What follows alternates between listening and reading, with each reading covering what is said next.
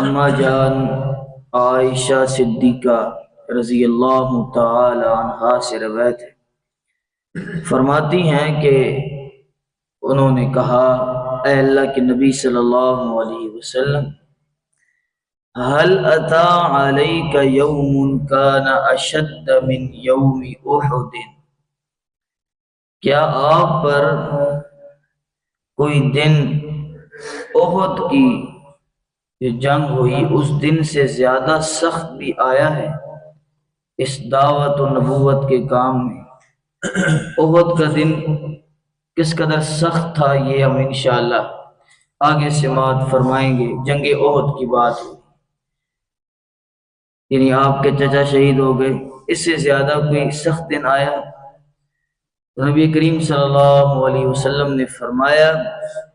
لقد لقیت من قومک فکان اشد ما لقیت منہم یوم العقبہ، کہ جتنی بھی مجھے اذیتیں مصائب تیری قوم سے پہنچے ہیں، سب سے سخت دن جو میرے اوپر تھا میری زندگی میں، عقبہ کے دن سے زیادہ کوئی سخت دن مجھ پر نہیں آیا۔ وہ کیا عقبہ کا دن تھا؟ یہ طائف کے میدان کی طرف اشارہ ہے، طائف کی دعوت کی طرف اشارہ ہے کہ آپ صلی اللہ علیہ وسلم سفر کر کے طائف پہنچے، اور عقبہ کہتے ہیں کہ دو پہاڑوں کے درمیان جگہ، درہ جسے ہم کہتے ہیں۔ طائف بھی ایک قسم کی ایسی جگہ تھی، اور آپ صلی اللہ علیہ وسلم ایک ایک کو دعوت دے رہے ہیں، یہاں تک کہ اذا عرضت نفسی علی ابن عبد یالیل بن کلال، یہاں تک کہ میں ابن عبد یالیل بن کلال،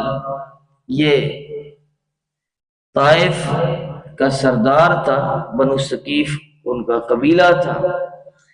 اور یہ تین بھائی تھے اور تینوں طائف کے بڑے اثر و رسوخ رکھنے والے لوگوں میں سے تھے، اور انہوں نے نبی کریم صلی اللہ علیہ وسلم کی مزاح اڑائی اس قدر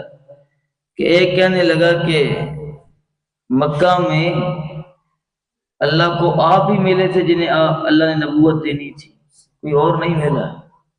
اور ایک کہنے لگا کہ اگر آپ اللہ کے نبی ہیں تو میں قسم کھاتا ہوں کہ میں کعبہ کا غلاف پھاڑ دوں گا۔ اور پھر انہوں نے اوباش لڑکے نبی کریم صلی اللہ علیہ وسلم کے پیچھے لگائے جو تالیاں بجاتے اور آپ صلی اللہ علیہ وسلم کو پتھر مارتے، اور آپ صلی اللہ علیہ وسلم کے پاؤں مبارک جوتوں کے اندر جم گئے، اور کوئی آپ کے ساتھ دینے والا نہیں، تو فلم یجبنی الا ما اردت، نبی علیہ السلام فرما رہے ہیں کہ انہوں نے مجھے جو میں چاہتا تھا اس پر کوئی جواب نہیں دیا، لا الہ الا اللہ نہیں کہا، اور پھر اس قدر میں غمگین ہوا، یعنی اتنی اذیت اٹھانے کے بعد کہ فانطلقت، میں چل پڑا،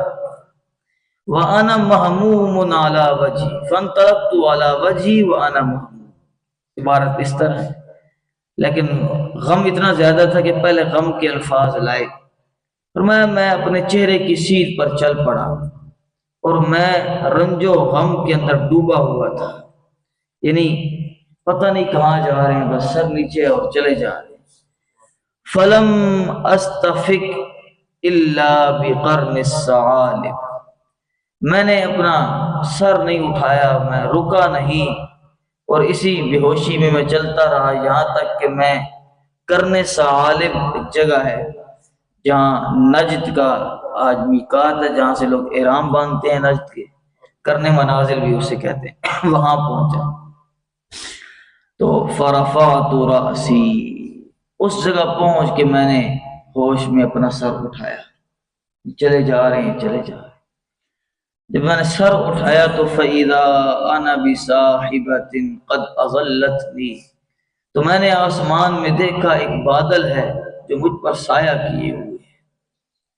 فَنَظَرْتُ فَإِذَا فِيهَا جِبْرَائِيلُ، جب میں نے غور سے دیکھا تو اس کے اندر جبرائیل امین تھے، فنادانی، انہوں نے مجھے آواز دی، فقال، اور کہا، ان اللہ قد سمع قول قومک وما ردوا علیک، بے شک اللہ تعالیٰ نے آپ کی قوم کی بات سن لی ہے، اور ان کا جو جواب ہے وہ بھی اللہ کو پتا ہے، اللہ سن رہا ہے، ہاں اللہ دیکھ رہا ہے آپ کو۔ وَقَدْ بَعَثَ إِلَيْكَ مَلَكَ الْجِبَالِ، اور اللہ تعالیٰ نے آپ کی طرف یہ پہاڑوں کا فرشتہ بھیجا ہے، لِتَأْمُرَهُ بِمَا شِئْتَ فِيهِ، آپ حکم کریں جو آپ چاہتے ہیں، آپ کو اختیار دیا گیا ہے۔ نبی علیہ الصلوۃ والسلام فرماتے ہیں کہ مجھے پہاڑوں کے فرشتے نے آواز دی، وسلم علیہ، مجھ پر سلام کیا، کہا یا محمد ان اللہ قد سمع قول قومک وانا ملک الجبال، اللہ نے آپ کی قوم کی بات سن لی ہے، اور میں پہاڑوں کا فرشتہ ہوں،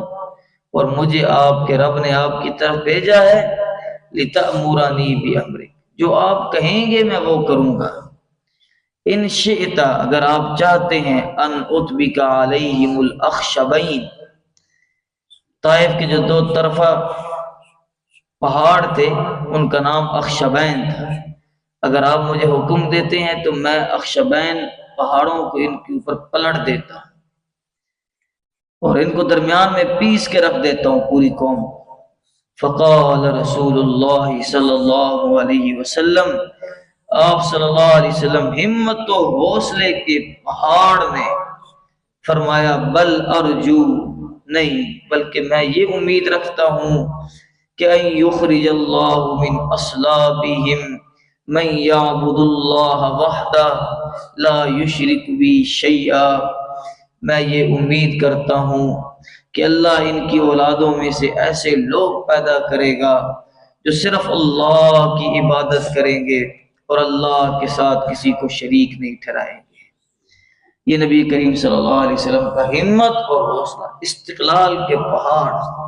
اس قدر سختی کے باوجود آپ یہ جملے کہہ رہے ہیں۔ اور پھر تاریخ نے دیکھا کہ سب سے پہلے بنو ثقیف میں عروہ بن مسعود ثقفی رضی اللہ تعالیٰ عنہ ایمان لائے اور انہیں وہیں شہید کر دیا گیا۔ پھر اس کے بعد ابو محجن ثقفی ایمان لائے جو جرنیل بنے اور پھر جنگ قادسیہ میں شہید ہوئے۔ پھر حکم بن عوانہ بہت بڑے مشہور فقیہ تابعی ہیں، یہ انہی کی نسل سے پیدا ہوئے۔ پھر محمد بن قاسم ثقفی، اس نے سندھ تک آ کے فتوحات کا سلسلہ کیا، یہ بھی بنو ثقیف کی نسل میں سے تھے۔ تو اللہ تعالیٰ نے نبی کریم صلی اللہ علیہ وسلم کی بات کو صادق کر دکھایا کہ ان کی نسلوں سے ایسے لوگ پیدا ہوں گے جو اللہ کی توحید کے داعی ہوں گے۔ بہرحال اس روایت میں جو ہمیں سبق ملا وہ یہ کہ نبی کریم صلی اللہ علیہ وسلم نے اس دعوت کے سلسلے میں کس قدر تکلیفیں اٹھائیں، اور پھر صبر و ہمت کے ساتھ آپ صلی اللہ علیہ وسلم اس دین پر، اس دعوت پر، اس نبوت والے کام پر کاربند رہے اور اپنی امت کو بھی یہی دعوت دیتے گئے۔